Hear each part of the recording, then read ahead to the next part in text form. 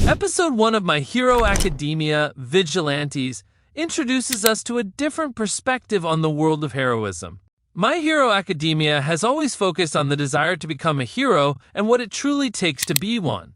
But how do these aspirations look from the viewpoint of illegal heroes whose quirks are, well, crap, or who don't even have one at all? That's what we'll find out in this story. So get comfy, and if you're watching this from the throne, may everything go smoothly.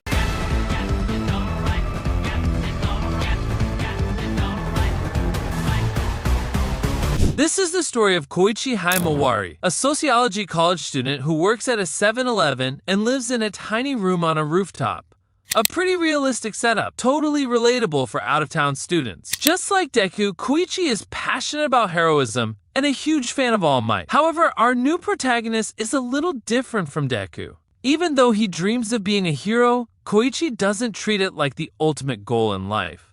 After a failed attempt to get into a hero course, he accepted the reality and focused on becoming a professional in another field, while still doing his own form of vigilante justice. Not fighting flashy villains or anything intense. He's just a cockroach guy. I'm the nice guy! The friendly neighborhood helper. A down-to-earth guy who even plans to hang up the hoodie after college and get a full-time job. On his way to school, Koichi comes across a crowd, watching All Might defeat a villain. Our protagonist watches in awe and joy as he sees his idol, but he's running late for school. Distracted, he runs into 3 thugs who give him a hard time. Kugisaki, the spiky-haired guy, that's his name, spills his drink and tries to extort Koichi. He demands that Koichi humiliate himself and apologize, and Koichi does it without a problem. However, when they try to attack him, Koichi uses his quirk and slide and glide, which allows him to slide across flat surfaces by emitting a repulsive force from his hands and feet at a pretty average speed, just fast enough to get away from the 3 musketeers. In the afternoon, after school and on his way to work, he now comes across the street performance of the rising idol Pop Step. He starts criticizing the show, the makeup, and the singing, but when he sees Pop Step smile, everything changes. Still, our protagonist can't afford to get distracted, because he can't lose that punctuality bonus. So off he goes at a moderate speed. When night falls, coincidentally, the 3 thugs walk into the 7-Eleven where Koichi works. They drag him out and give him a little character development.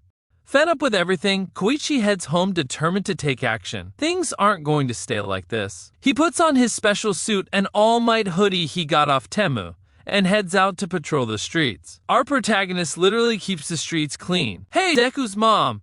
It was a long night of hard work for our hero, when suddenly, in an alley, he runs into Pop Step again. She hands him a cold bottle of water. Koichi asks what she's doing there, and Pop Step says she recognized him as Cockroach Guy. Cockroach guy! Nice guy, thank you. She's seen him several nights helping people and cleaning the streets.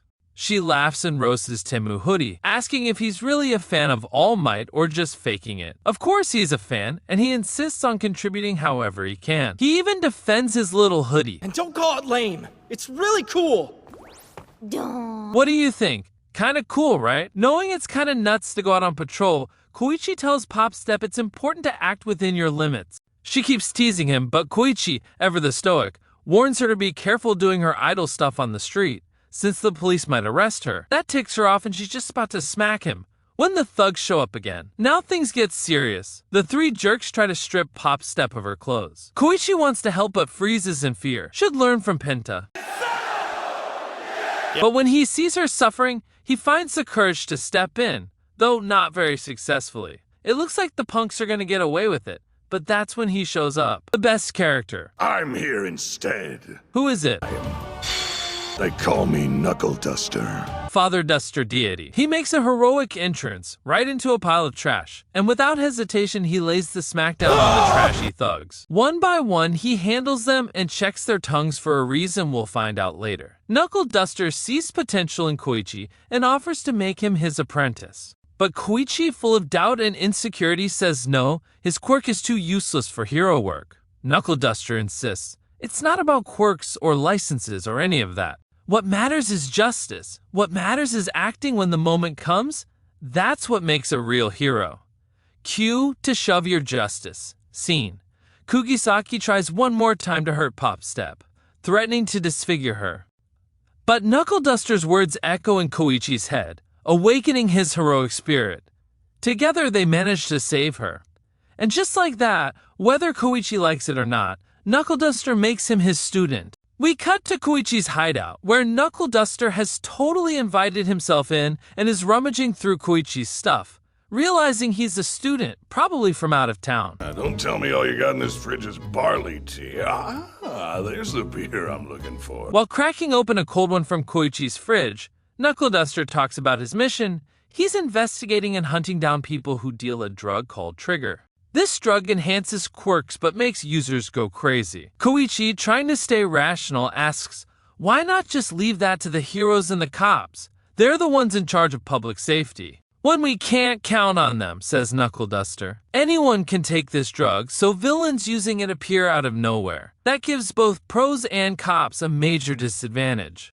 And that's where our job starts. Did you just say our? Knuckle Duster declares that they're going to take down the Trigger trade. They have to punch every druggie they see and check their tongues, because Trigger users get dark tongues. Meanwhile, a mysterious scar-faced man gives the drug to the same three idiots from earlier. Koichi's still unsure. He was about to say this must be a joke. I thought you were joking! While doing fieldwork, they run into Pop Step. Now it's three weirdos in cosplay just chilling on a bench. Pop Step asks Koichi why he's hanging with that crazy old man. Koichi plays it cool but admits that if he's not watching, the dude will literally punch anyone he sees. Pop Step suggests a less violent and more efficient way to track down bad guys. But Knuckle Duster doesn't care. The first guy he spots? He confronts him. A poor salaryman who's just a collector of anime figures. Grown-ass adult walking around with dolls is suspicious. Turns out the man works at a toy company, but Knuckle Duster still wants to see his tongue. But before he does, a little smackdown. Just as things get messy, a pro hero shows up to settle things. None other than Eraserhead.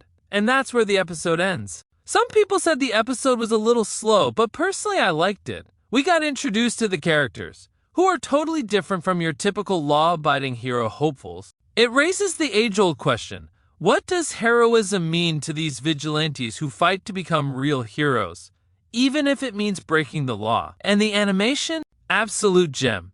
Anyway, let me know your thoughts in the comments below. I'll be reading them. See you in the next one. Bye!